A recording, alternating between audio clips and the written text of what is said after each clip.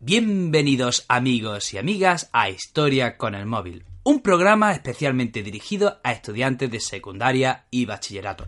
Mi nombre es Juan Jesús Pleguezuelo, soy profesor de Historia de Instituto y estoy de verdad que muy feliz y encantado de estar una vez más con todos vosotros. Saludamos también a los amigos de Radio Viajera, radio en la que se está emitiendo este programa. Antes de empezar con el programa de hoy, te recuerdo que si te gusta la manera que tengo de contar la historia, si te gusta la manera que tengo de ver la educación, puedes adquirir mi libro Como una historia en Amazon. Te dejo el enlace en las notas del programa. Bueno, vamos a empezar con el programa, que me parece muy interesante, me parece muy bonito y me parece muy importante por lo siguiente. El mundo en el que vivimos es heredero de esta época de la historia. Para entender la sociedad en la que vivimos hoy día, tenemos que tener claro lo que pasa en este periodo que vamos a explicar, la oleada revolucionaria de 1820, 1830, 1848.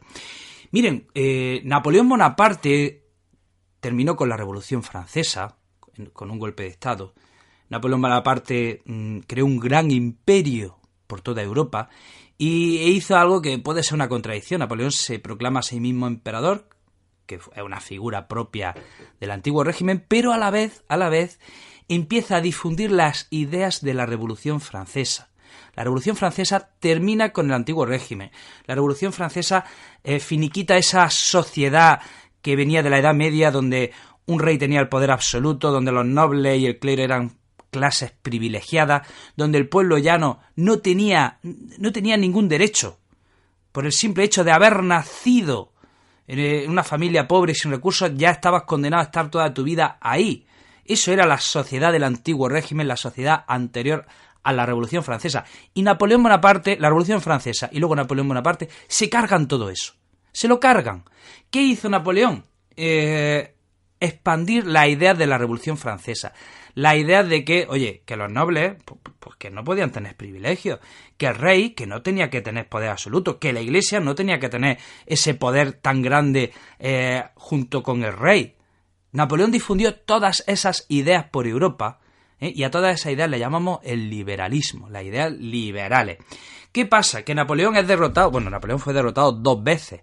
Una en 1814, que le obligan, en marzo de 1814, le obligan a irse a una islita pequeña del Mediterráneo que se llama Elba, pero luego se fuga en 1815 y vuelve a ser derrotado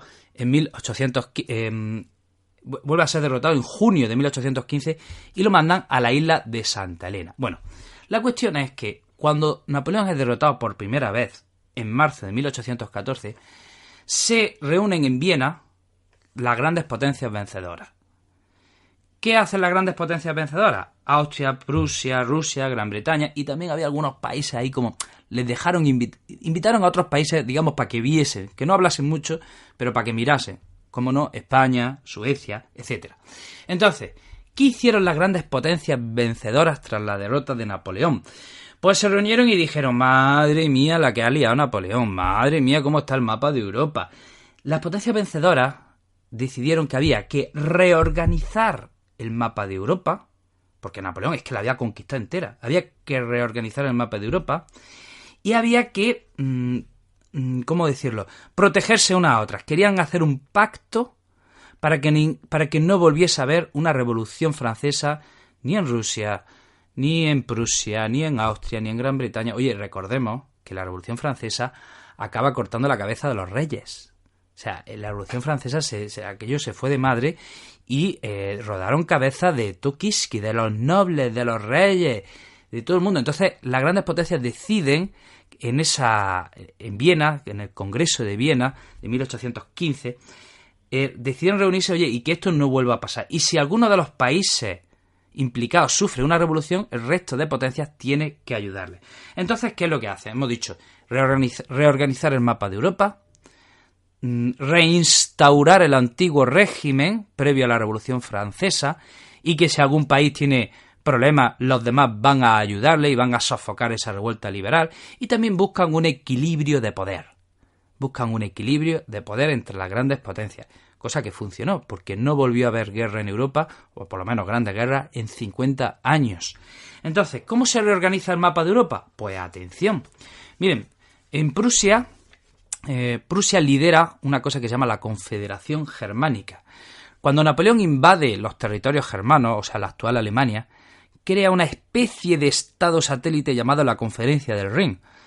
Bueno, pues ahora que Napoleón ha sido derrotado, se crea heredera de esa Conferencia del Rin un país que se llama una especie de estado que se llama la Confederación Germánica, liderada por Prusia. Ojo, no era un estado, era una confederación.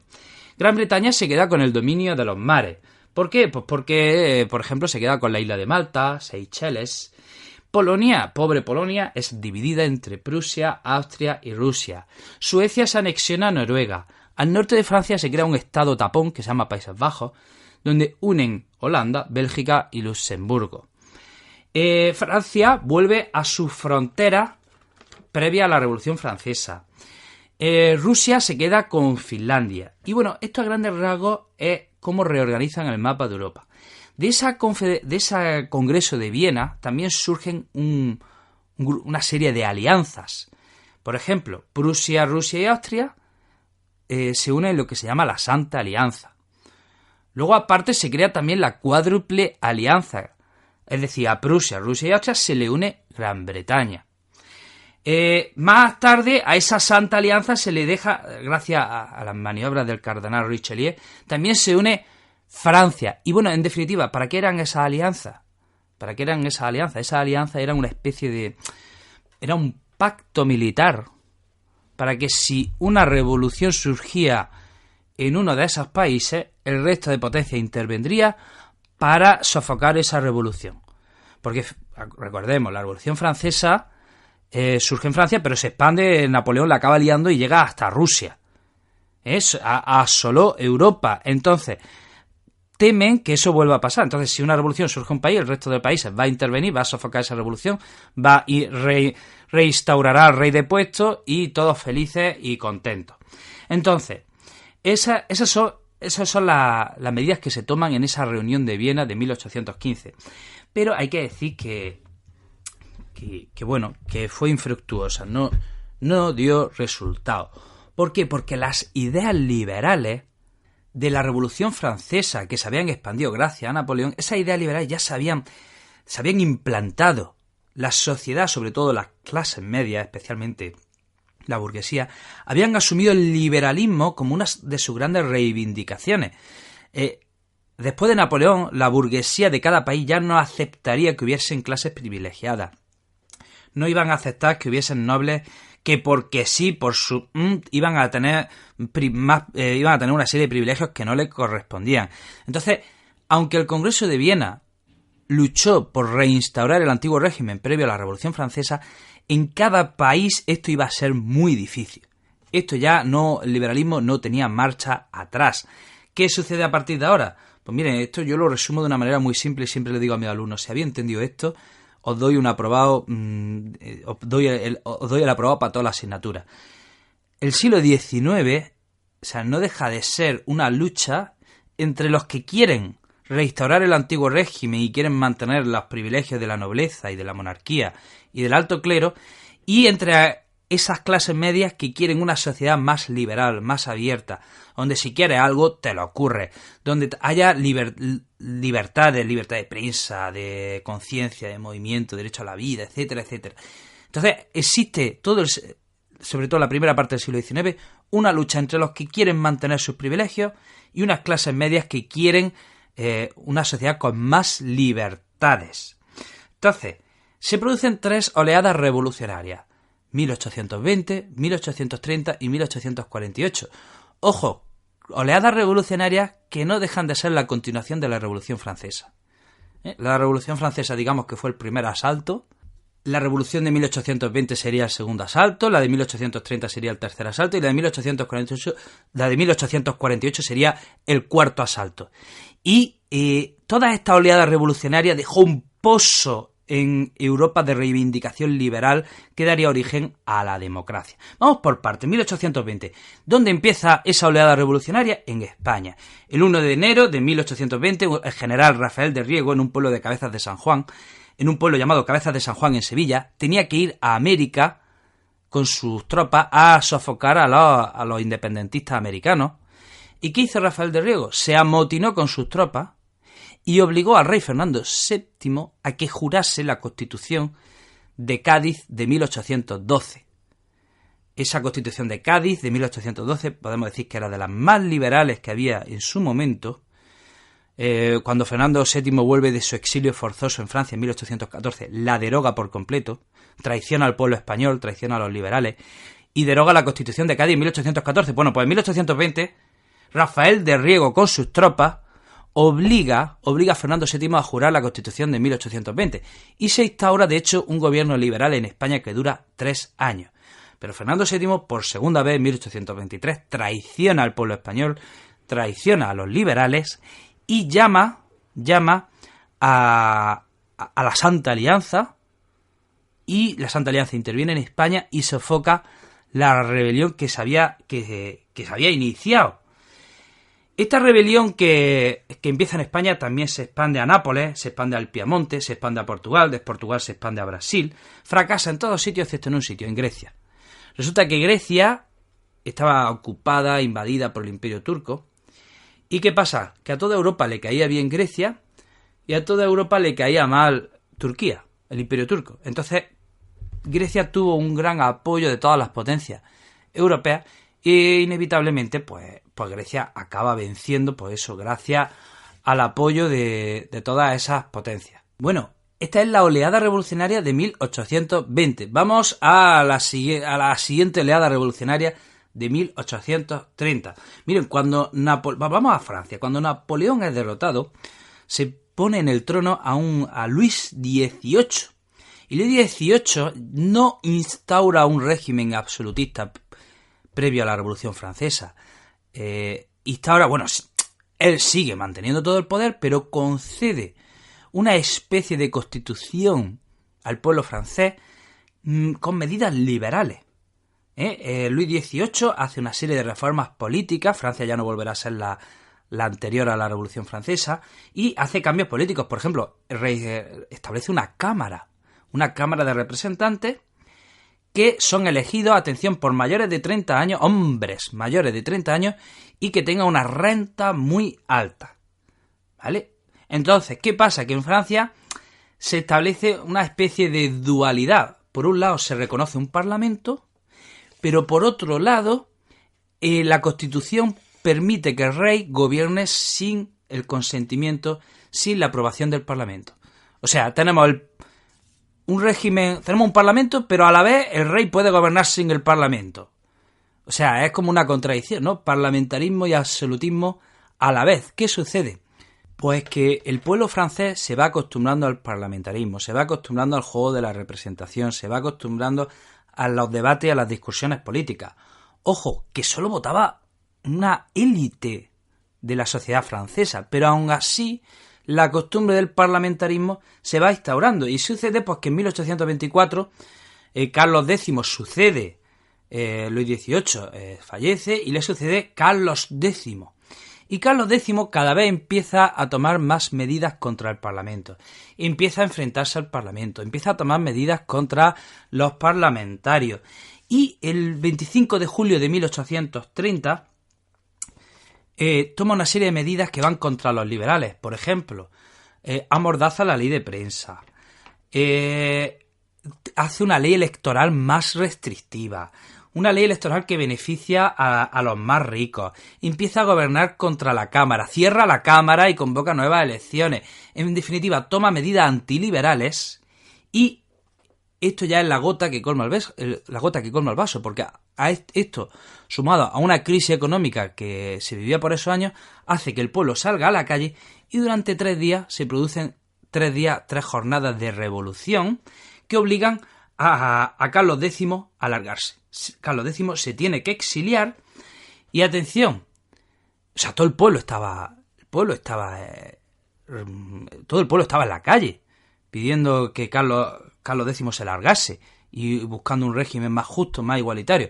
Pero esto que las élites burguesas dicen, bueno, sí, No queremos el absolutismo de Carlos X, pero tampoco le vamos a dar aquí tantos derechos al pueblo bajo, hombre, no, que se nos vienen arriba. Entonces, ¿qué hicieron esas élites burguesas? Nombraron rey a Luis Felipe de Orleans, que el 9 de agosto aprueba una constitución con carácter liberal, y la principal medida que toma, y que es la más interesante, es que amplía el sufragio universal.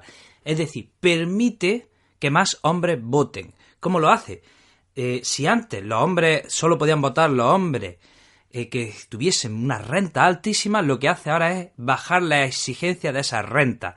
A partir de ahora, la renta exigible para poder votar es menor, y eso permite que más personas puedan votar. Por supuesto, las clases medias y la clase baja quedan fuera. O sea, digamos que si antes votaba una pequeña élite, ahora vota una élite un pelín más amplia, pero las clases medias y las clases bajas siguen quedando fuera. Bueno, pues ¿qué pasa? Que esas jornadas liberales que se dan en julio de 1830 en Francia se expanden a Bélgica. Habíamos dicho que en el Congreso de Viena de 1815 se crea un estado tapón en Francia, al norte de Francia, donde se meten en el mismo país a Holanda, Bélgica y Luxemburgo. ¿Y qué pasa? Que Bélgica tenía poco que ver con la actual Holanda o las Provincias Unidas, como se le llamaba antes. ¿Por qué? Porque Bélgica es católica y habla francés, y las provincias del norte, lo que llamamos hoy día Holanda, hablan flamenco y son protestantes. Entonces, empieza la rebelión en Bélgica el 25 de agosto, y el 4 de octubre Bélgica proclama su independencia. ¿Qué sucede? Que en 1831, en la Conferencia de Londres, las grandes potencias europeas, Austria, Francia, Gran Bretaña, Prusia, Rusia, como vemos, siempre van de la mano estas grandes monarquías, reconocen la independencia de Bélgica, pero atención, imponen la neutralidad perpetua. Bélgica se convierte en un país neutral. Ellos no pueden entrar en guerra y nadie puede entrar en guerra contra Bélgica. ¿Esto qué significa? Esto es importantísimo. Si queremos entender las operaciones militares de la Primera y Segunda Guerra Mundial, es importantísimo entender la neutralidad de Bélgica. Recomiendo, si queréis entenderlo, que escuchéis los podcasts de la Primera y Segunda Guerra Mundial para entender la importancia de este gran detalle, que tuvo consecuencias enormes en el siglo XX. Y bueno, después de la independencia se redacta una constitución liberal que regirá a partir de 1831 en Bélgica. Bueno, otro país donde se extiende la revolución de 1830, Polonia. Esa oleada revolucionaria que empieza en París en julio, pues en noviembre llega a Polonia, y las tropas polacas se amotinan contra los rusos. ¿Y cómo reacciona el zar ruso? Arrasa Polonia. Reprime de forma violenta esta rebelión en Polonia, y a esto hay que sumarle lo siguiente. Los rebeldes polacos no tuvieron apoyo de nadie, no tuvieron apoyo de ninguna monarquía, de ningún imperio, nadie fue a apoyar a los polacos. Entonces, ¿cómo reaccionó la autoridad rusa? Sofocaron toda la cultura, sociedad, religión, todo signo de cultura polaca. Y también hay que decir que la rebelión de 1830 también se expande al norte de Italia, a Módena, a Parma, a Bolonia, a los estados pontificios, y de nuevo estas rebeliones son aplastadas por las tropas austriacas, en cierto modo porque estas rebeliones eran como independientes unas de otras. No hubo coordinación entre estos estados que sí, que están todos al norte de Italia, pero cada uno hizo la rebelión por su cuenta, y ahí empiezan a darse cuenta los italianos y dicen, oye, a lo mejor deberíamos unirnos. Y bueno, vamos a la siguiente, ya al último asalto. Miren, hasta ahora vamos a dejar claro una cosa. La Revolución Americana, la Revolución Francesa, la Revolución de 1820, la Revolución de 1830. Atención, ¿por qué clases sociales protagonizadas? Te pregunto, si lo sabes, tengo que decirte que eres una persona que tiene una cultura enorme, y mi enhorabuena. ¿Qué clase social protagoniza las revoluciones americanas, francesas, 1820, 1830? ¿Qué clase social? Señores, la burguesía. Las clases altas, los comerciantes de clase alta, la gente adinerada. Ojo, no los nobles, la burguesía. No, a veces se dice que si estas revoluciones, la francesa, la americana, la del 20, la del 30, eran revoluciones democráticas. Para nada. La burguesía que protagonizó estas revoluciones anteriores pedían derechos para sí, no para el pueblo. el pueblo bajo que le dicen 2 duros. Ellos piden derechos para sí. Entonces, ¿qué sucede en la Revolución de 1848? Que ahora sí podemos hablar por primera vez de una revolución democrática. ¿Por qué? Porque a partir de ahora, en esta revolución sí se empiezan a pedir más derechos para más personas. Y se empiezan a hablar por primera vez, ya se habla de un sufragio universal masculino. El de la mujer todavía tardaría en llegar otros 60, 70 años. Pero ahora ya sí se empieza a hablar de ampliar más derechos, que los derechos lleguen a las clases bajas, que el pueblo tenga unas condiciones dignas de trabajo. Por eso en la Revolución de 1848 se empieza ahora sí, empezamos a hablar de democracia. Las anteriores revoluciones decimos que son revoluciones liberales o revoluciones burguesas, pero no eran democráticas, porque es que muchas veces se oyen a políticos hablar de estos temas y meten la pata hasta el fondo. Bueno, pues no, las anteriores no eran democráticas. Sí, a partir de 1848 ya sí podemos decir que tenían cierto carácter democrático. ¿Y dónde empieza la oleada revolucionaria de 1848? ¿Cómo no? En Francia. ¿Qué sucede? Bueno, pues que empieza a haber una crisis de subsistencia. Y en 1848 Luis Felipe de Orleans de nuevo empieza a tomar medidas autoritarias, empieza a cada vez más a comportarse como un rey absolutista y el pueblo empieza a rebelarse, la Guardia Nacional empieza a ponerse de parte del pueblo y la presión popular llega hasta el Palacio Real y Luis Felipe de Orleans tiene que exiliarse. Entonces, el 25 de febrero del 48 se proclama la Segunda República y se establece un gobierno provisional. Atención, este gobierno provisional aprueba el sufragio universal masculino. Ya todos los hombres pueden votar, sin exigencia de renta, nada. Todos los hombres pueden votar. Se deroga la pena, se abole la pena de muerte, se abole la esclavitud, se reduce la jornada laboral, se instauran talleres nacionales para los que estuviesen en paro, se reconoce el derecho a la huelga. O sea, fíjense, todas estas medidas hoy día ya diríamos que son progresistas o también podemos decir que son muy democráticas porque dan derechos al pueblo. Están dando derechos ya al pueblo. ¿Y qué sucede? De nuevo, la burguesía, la élite burguesa económica, los comerciantes dicen, ¡ay! Nos hemos pasado, el pueblo se va a venir arriba, Entonces, ¿qué pasa? Nombran como presidente a Luis Napoleón Bonaparte, sobrino de Napoleón Bonaparte. Entonces Luis Napoleón Bonaparte es presidente en 1849 y en 1851, atención, a ver si esto le suena, en 1851 Luis Napoleón Bonaparte da un golpe de estado, se proclama a sí mismo Napoleón III y instaura lo que llaman el Segundo Imperio francés. O sea, que se cargó la revolución. ¿Qué sucede? Pues que esta revolución que empieza en Francia en 1848 se expande a Austria, tiene que dimitir el canciller Metternich, tiene que abdicar el emperador Fernando I, le sucede Francisco José I, ¿y qué hace Francisco José I? ¿Cómo reacciona a la revolución? Abole la servidumbre, instaura un parlamento, pero de nuevo anda en marcha atrás, y ese parlamento, por ejemplo, no reconoce los derechos de los distintos pueblos que estaban bajo el imperio austríaco y aplastan todas las rebeliones nacionalistas que estaban surgiendo por todo el imperio austríaco, ya fuese en Praga, Hungría, el norte de Italia, Nápoles, los Balcanes, etcétera. Bueno, y también esta rebelión del 48 se expande a Alemania, a la Confederación Germánica, se reúne un parlamento en Frankfurt, aprueban una constitución, pero ¿qué hace el rey de Prusia, Federico Guillermo? Se niega a aprobar esa constitución y disuelve ese parlamento. ¿Qué sucede?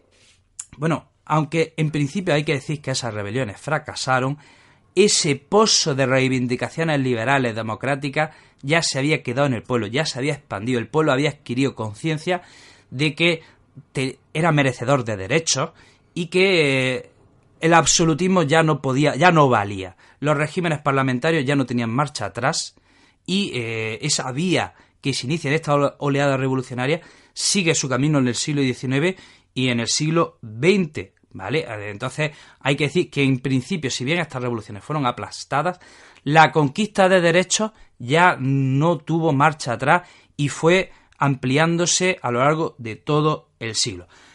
Bueno, hasta aquí, amigos y amigas, el programa de hoy. Quiero recordarte que tengo un montón de proyectos educativos. Si quieres estar al tanto de todos ellos, puedes seguirme en mi página de Facebook, Juan Jesús Pleguezolo, o en mi canal de Instagram, El Profesor Inquieto. Amigos y amigas, te deseo lo mejor, te mando un fuerte abrazo, espero que seas muy feliz allá donde estés. Te mando un fuerte abrazo y te espero en el próximo programa.